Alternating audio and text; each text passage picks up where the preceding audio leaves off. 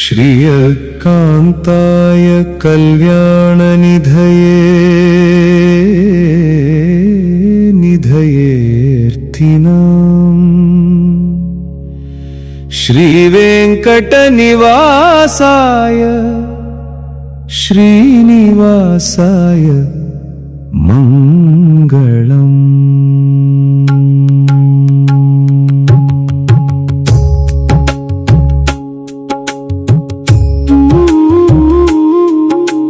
लक्ष्मी सविभ्रमालोक शुभ्रुविभ्रमचक्षुषे चक्षुषे सर्वलोकानां वेङ्कटेशाय मङ्गलम्। श्रीवेङ्कटाद्रिशृङ्गाग्र मङ्गलाभरणाङ्घ्रये मङ्गलानां निवासाय श्रीनिवासाय मङ्गलम्। सर्वावयव सौन्दर्य सम्पदा सर्वचेतसां सदा सम्मोहनायास्तु वेङ्कटेशाय मङ्गलम्। नित्याय निरवध्याय सत्यानन्दचिदात्मने सर्वान्तरात्मने श्रीमद्वेङ्कटेशाय मङ्गलम्। स्वतः सर्वविदे सर्वशक्तये सर्वशेषिणे सुलभाय सुशीलाय वेङ्कटेशाय मङ्गलम्।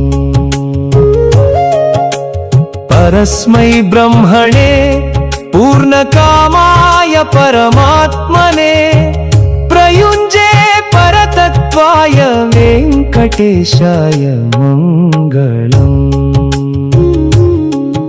आकालतत्त्वमश्रान्तमात्मना मनुपश्यताम् अतृप्यमृतरूपाय वेङ्कटेशाय मङ्गलम्। प्रायस्वचरणौ पुंसां शरण्यत्वेन पाणिना कृपया दिशते श्रीमद्वेङ्कटेशाय मङ्गलम्।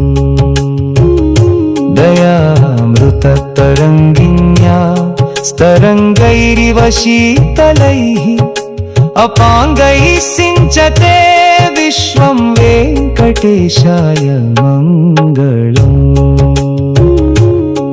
स्रग्भूषाम्बर हेतीनां सुषमावहमूर्तये सर्वार्तिशमनायास्तु वेङ्कटेशाय मङ्गलम्। श्रीवैकुण्ठविरक्ताय स्वामी पुष्करिणीतटे रमया रममाणाय वेङ्कटेशाय मङ्गलम्।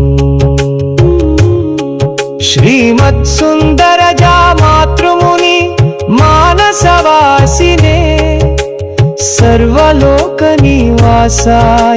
श्रीनिवासाय मङ्गलम्। मङ्गलाशासनपरैः